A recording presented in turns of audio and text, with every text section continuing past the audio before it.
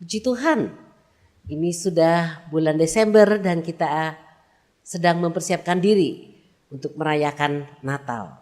Tema yang dipilih oleh gereja kita pada Natal ini adalah terang itu sudah datang. Mari kita berdoa sebelum kita mendengarkan firman Tuhan. Bapa di surga, kami mengucap syukur dan berterima kasih untuk hari yang indah yang Tuhan berikan kepada kami. Kami boleh berkumpul bersama-sama dan merenungkan firman Tuhan. Firman Tuhan yang menerangi hidup kami. Firman Tuhan yang memimpin kami ke jalan yang benar. Terima kasih Tuhan. Urapilah hamba-Mu yang penuh dengan kelemahan ini, sehingga hamba-Mu boleh menyampaikan firman-Mu dengan benar, dengan jelas, dengan baik. Dan kami semuanya boleh bertemu dengan Tuhan secara pribadi, karena kami tahu perjumpaan kami secara pribadi dengan Tuhan akan mengubahkan hidup kami. Dalam nama Tuhan kami Yesus Kristus kami berdoa. Amin. Firman Tuhan yang didasarkan dari Yohanes 1 ayat 9 akan kita pelajari pada hari ini.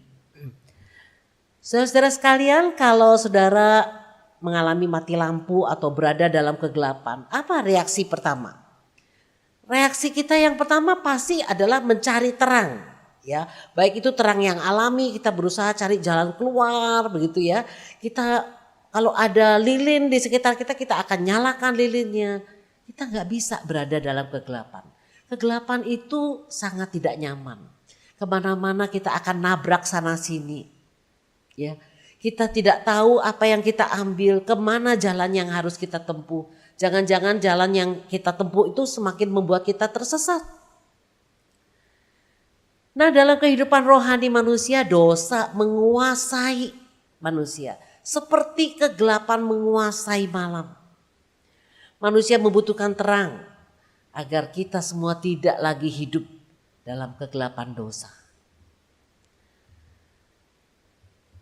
Kalau Natal selalu dipenuhi dengan simbol-simbol Natal, ya. Ada lilin Advent yang dinyalakan per minggu untuk mempersiapkan kita tidak hanya mengenang kelahiran Yesus, tapi mempersiapkan hati kita juga untuk menyambut kedatangannya yang kedua kali. Pohon Natal pasti ada lampunya, ya. Lalu kita juga diingatkan akan kisah bintang yang cemerlang yang memimpin orang Majus datang untuk menyembah Yesus. Juga paduan suara malaikat ketika mereka menyanyi di hadapan para gembala. Itu suasana padang rumput yang gelap tadinya menjadi terang. Terang sinar kemuliaan Tuhan tuh memenuhi padang rumput di Bethlehem pada waktu itu. Dan membawa kabar sukacita kepada para gembala yang ada di padang. Nah, latar belakang Injil Yohanes pada saat itu sedang berkembang paham yang merasa telah mendapatkan inspirasi tertinggi, ya, atau yang disebut gnostisisme. Apa sih gnostisisme ini? Nah, ini adalah golongan orang yang menganggap bahwa cahaya hidup itu adalah pengetahuan. Jadi kalau mereka punya pengetahuan yang banyak, oh berarti mereka sudah mendapatkan cahaya hidup. Ya. Terutama pengetahuan-pengetahuan metafisika. Ya, bagaimana mengenal orang yang sudah mati itu ada rohnya kemana gitu ya. Nah, seperti itu. Mereka merasa sudah mengenal kebenaran dengan otak mereka yang terbatas ini sudah cukup. Ya, jadi mereka golongan-golongan yang elit, golongan-golongan yang memiliki pengetahuan yang lebih daripada orang lain. Apakah pengetahuan itu bisa menerangi kita? Apakah pengetahuan itu bisa menyelamatkan kita? Apa yang firman Tuhan katakan? Kebenaran itu adalah firman yang beyond knowledge. Melampaui semua pengetahuan alam pikiran dan logika kita. Otak kita yang paling-paling cuma 1,5 kilo ini tidak akan bisa mengerti atau memahami keajaiban dari ciptaan Tuhan dan tentunya keajaiban pribadi Allah sendiri. Yohanes langsung menghubungkan terang itu dengan Sang Firman. Firman itu sudah ada sejak semula bersama-sama dengan Allah pada mulanya dalam kekekalan, dan firman itu datang ke dalam dunia dan menjadi daging, menjadi manusia. Melalui firman manusia boleh memperoleh hidup dan terang. Di dalam terang tidak ada kegelapan dan kegelapan itu tidak dapat menguasai terang. Terang menyelamatkan hidup manusia dari kekacauan. Kalau manusia hidup dalam kegelapan, milik orang lain dia ambil. Miliknya sendiri juga tidak bisa dia rawat dengan baik. Rumah orang, tanah orang, istri orang, suami orang itu bisa diambil. Terang akan mengungkapkan hal-hal yang tidak kelihatan dan yang tersembunyi. Ada orang yang mengatakan, oh gak ada yang lihat kok, aman. Mereka hidup dalam kegelapan dan merasa melakukan segala perbuatan jahat, perbuatan dosa itu aman-aman saja. Karena toh gak ada yang tahu, gak ada yang lihat. Tapi terang itu akan mengungkapkan hal-hal yang tidak kelihatan dan yang tersembunyi. Tidak ada yang bisa kita sembunyikan dari Tuhan. Terang itu akan memperlihatkan segala sesuatu apa adanya. Sampai kedalaman hati nurani, motivasi kita, kedalaman pemikiran kita. Bahkan sesuatu yang belum kita ucapkan yang masih ada di dalam hati kita. Terang itu memperlihatkan segala sesuatu apa adanya. Terang yang dibutuhkan oleh para ilmuwan dalam menyelidiki sesuatu, terang yang harus cukup untuk bisa melihat sel-sel yang kecil. Harus cukup, terang di dalam mikroskop itu juga harus cukup untuk melihat bagaimana gerakan dari sel-sel yang kecil ini. Terang Tuhan akan membimbing manusia ke arah jalan yang benar. Jalan yang dikehendaki Allah. Tanpa terang, kita semuanya orang berdosa ini akan berjalan di dalam kegelapan dan tidak bisa berbuat apa-apa. Kita tidak tahu apa yang kita lakukan ini benar atau tidak. Dan terang itu, Sang Firman itu ialah Yesus. Yesus adalah seorang yang sangat dikenal oleh Yohanes. Karena sebelum Yohanes menjadi murid Yesus, Yohanes sendiri punya hubungan kerabat dengan Yesus. Dari garis ibu. Karena ibunya Yohanes itu bersaudara dengan Maria. Jadi adiknya Maria. Yohanes sangat mengasihi Yesus dan Yesus sangat mengasihi Yohanes. Dan Yohanes bersaksi dalam Yohanes pasal 1 ini. Dia mengatakan Sang Firman itu, Sang Terang itu, dialah pencipta alam semesta. Hidupnya memberi terang pada manusia dan di dalam terangnya manusia dapat melihat diri sebagaimana adanya. Yakni pendosa yang membutuhkan juru selamat. Terang itu datang, Yesus datang untuk membebaskan manusia dari kehancuran. Tanpa Tuhan Yesus, hidup kita langkah demi langkah adalah menuju kehancuran, menuju kematian kekal. Dan kedatangannya membuat manusia memiliki kehidupan yang bermakna. Apa itu kehidupan yang bermakna? Kehidupan yang bermakna dimulai dari kehidupan yang didamaikan dengan Allah. Kita yang tadinya adalah seteru Allah, sekarang kita didamaikan dengan Allah, bahkan kita diangkat menjadi anak-anak Allah. Menjadi anggota keluarga Allah. Suatu hidup yang penuh makna yang kekal. Yohanes adalah saksi yang hidup dekat dengan Tuhan Yesus. Selama 3,5 tahun menjadi murid Tuhan Yesus, kemana saja Tuhan Yesus pergi, ia ikut. Ia menyaksikan sendiri. Bukan hanya dari kata orang. Dan ini yang dia katakan di dalam 1 Yohanes 1 ayat 1-4. dan dicatat sehingga kita sekarang masih bisa mendengar kesaksian Yohanes, membaca kesaksian Yohanes ini.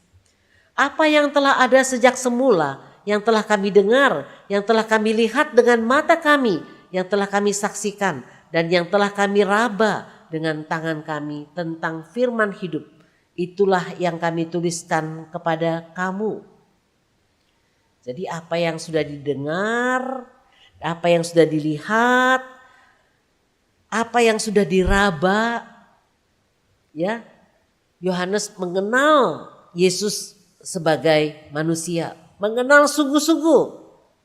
Itulah, dialah yang sedang Yohanes saksikan tentang firman hidup. Itulah yang kami tuliskan kepada kamu. Hidup itu telah dinyatakan dan kami telah melihatnya, dan sekarang kami bersaksi, memberitakan kepada kamu tentang hidup kekal yang ada bersama-sama dengan Bapa dan yang telah dinyatakan kepada kami. Apa yang telah kami lihat dan yang telah kami dengar itu kami beritakan kepada kamu juga, supaya kamu pun beroleh persekutuan dengan kami. Dan persekutuan kami adalah persekutuan dengan Bapa dan dengan anaknya Yesus Kristus. Dan semuanya ini kami tuliskan kepada kamu supaya sukacita kami menjadi sempurna. Inilah yang disaksikan oleh Yohanes. Kembali ke dalam Injil Yohanes. Yohanes pasal 1 ayat 9 sampai 10 dengan jelas memberitahukan kepada kita preeksistensi Yesus. Yohanes 1 ayat 9 berkata, terang yang sesungguhnya yang menerangi setiap orang sedang datang ke dalam dunia. Ia telah ada di dalam dunia dan dunia dijadikan olehnya, tetapi dunia tidak mengenalnya. Yesus datang, bukan lahir disebutkan di sini. Yesus datang. Datang itu berarti ia sudah ada. Dan sekarang ia datang. Jadi sebelum ia datang sebagai bayi di Bethlehem, bayi yang lahir di Bethlehem, ia sudah ada. Dan ia datang. Sedangkan kalau lahir sebelumnya dia belum ada. Dan sekarang baru ada. Ya, kecuali golongan-golongan tertentu, golongan-golongan heretik tertentu yang mengatakan, oh manusia sebelum lahir itu sudah ada, tapi dalam bentuk roh. Ya, jadi ketika lahir, nah dia punya tubuh, rohnya bersatu dengan tubuh yang baru lahir itu.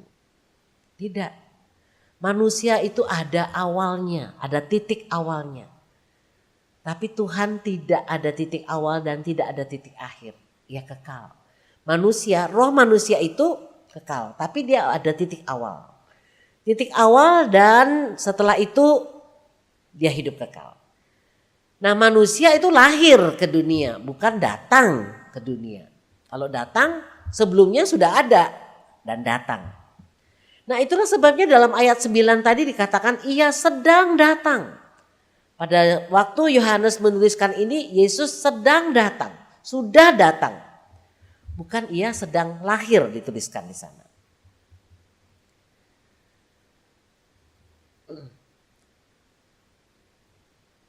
Terang itu menerangi setiap orang, bukan hanya suatu bangsa secara eksklusif. Bukan hanya seperti Taurat diberikan kepada bangsa Israel. Bukan. Setiap orang yang percaya kepadanya tidak akan binasa, melainkan beroleh hidup yang kekal. Apapun status sosialnya, apapun latar belakangnya, pendidikannya, kaya atau miskin. Apapun, siapapun dia. Terang itu sedang menerangi setiap orang. Natal selalu mengingatkan kita akan Yohanes 3 ayat 16. For God so loved the world that he gave his only begotten son. Sehingga siapapun yang percaya kepadanya, setiap orang yang percaya kepadanya, datang kepadanya tidak akan binasa melainkan beroleh hidup yang kekal. Kata kegelapan di sini yang dicatat dalam Yohanes 1 ayat 5 khususnya. Bukan sekedar kegelapan biasa. Seperti mati lampu misalnya atau mendung yang pekat begitu ya. Bukan. Tetapi kata Yunani skotos, kegelapan itu dituliskan skotos, itu berarti kegelapan yang bersifat jahat. Kegelapan yang bersifat menyerang, kegelapan yang membawa kematian. Pernahkah saudara tiba di satu tempat, sebetulnya tempat itu saudara tiba di siang hari. Tapi tiba-tiba saudara bergidik ya, bulu kuduk berdiri. Saudara merasakan ada kuasa kegelapan yang sedang mencengkeram tempat itu. Seperti ada yang mau mencengkeram dan menyerang kita. Kegelapan yang membawa kepada kematian. Kami pernah melayani, ada seorang, pada waktu itu kami melayani di Kudus. Ada seorang yang sengaja datang ke gereja. Jadi waktu dia datang dia duduk di paling belakang, tapi dia duduk di arah yang pas tengah begitu dengan Pak Robi. Pak Robi sedang berkhotbah, Pak Robi menyampaikan firman Tuhan biasa saja. Dia terus memandangi ya. Nah akhirnya setelah ibadah selesai dia berkata kepada Pak Robi, Pak, saya mau belajar ngilmu sama Bapak. Terus terang ya, saya tadi datang ke sini saya mau menyerang Bapak. Saya pandang Bapak, makin saya pandang makin keluar air mata saya. Saya pandang lagi, makin keluar air mata saya. Lalu kami layani orang ini, kami injili, lalu dia ada manifestasi, ya ngamuk seperti itu. Lalu kami layani secara tim begitu, dan pemuda ini akhirnya pingsan. Setelah pingsan beberapa saat dia sadar. Dia mengatakan, di hadapan saya sekarang semua terang, padang, semua terang. Tadinya yang ada di hadapan saya, di hati saya itu gelap, semua gelap. Saya inginnya melukai orang, saya inginnya mencobai orang, saya inginnya bahkan ingin membunuh orang. Sekarang saya melihat semuanya terang. Saudara, siapa yang bekerja di balik kegelapan ini? Kegelapan yang bersifat jahat, kegelapan yang bersifat menyerang dan membawa kita kepada kematian. Itu adalah kuasa iblis, kuasa dosa, kuasa maut. Seperti saudara sedang berada dalam gua yang sangat gelap. Nah, dalam gua ini gambarnya sebetulnya gambar aslinya itu gelap. Saya agak terangkan sedikit supaya saudara-saudara bisa melihat betapa seramnya gua ini. Ada banyak binatang buas di dalamnya gitu ya. Gua ini sangat menyeramkan. Tajam. Dindingnya banyak yang tajam. Jalan keluar, jalan masuknya juga banyak yang tajam. Dinding ini begitu lembab, begitu manusia tidak bisa hidup di dalamnya. Perlu ada orang yang tidak hanya membawa senter. Ya. Kalau senter kecil gitu gak bisa membuat terang di dalam gua yang sangat besar dan gelap ini. Tapi orang itu sendiri harus penuh dengan terang. Harus bersinar. Sehingga ketika kita nempel sama orang ini, maka binatang-binatang buas begitu ya tidak bisa mencengkram kita lagi. Perlu ada orang yang mampu dan mau masuk ke dalam gua itu dan melepaskan kita dari cengkraman iblis. Hanya Tuhan Yesus yang mampu melepaskan kita dari kegelapan ini. Kalau manusia bagaimana?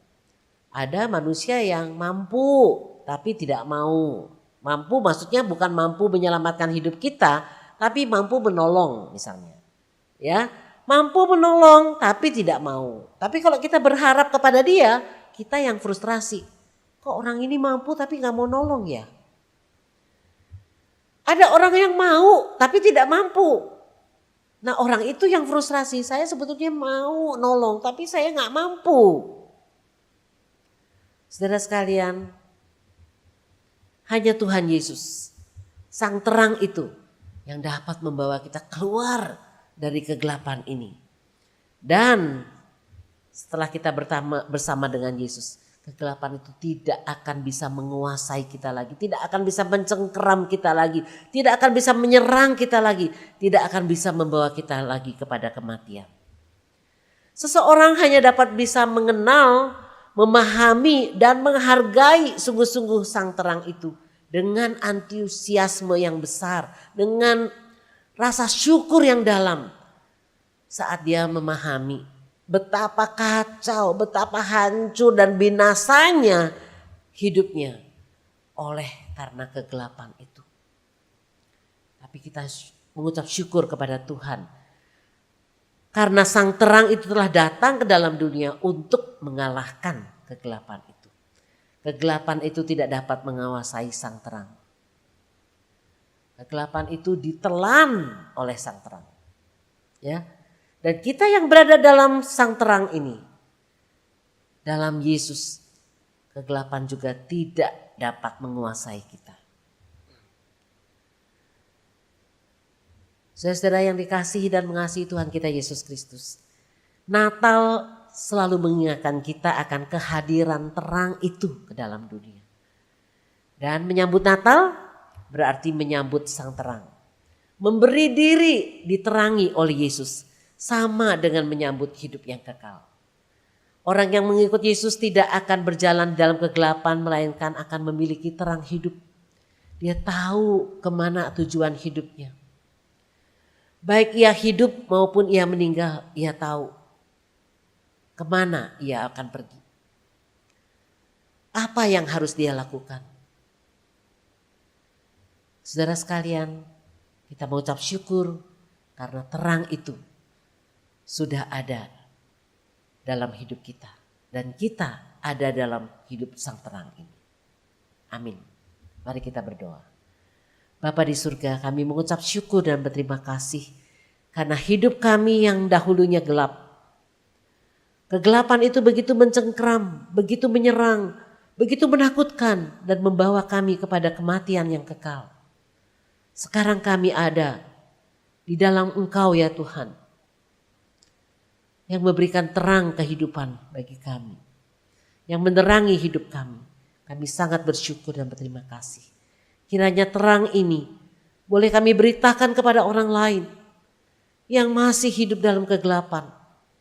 Mereka tidak lagi harus putus asa karena Tuhan mengasihi mereka. Karena terang itu akan menerangi hidup mereka dan memberikan kepada mereka hidup yang kekal. Terima kasih Tuhan. Berita Natal yang indah ini, terang itu sudah datang. Kiranya kami boleh beritakan kepada teman-teman kami, kepada handai taulan kami, kepada sahabat-sahabat kami. Dalam nama Tuhan kami Yesus Kristus. Amin.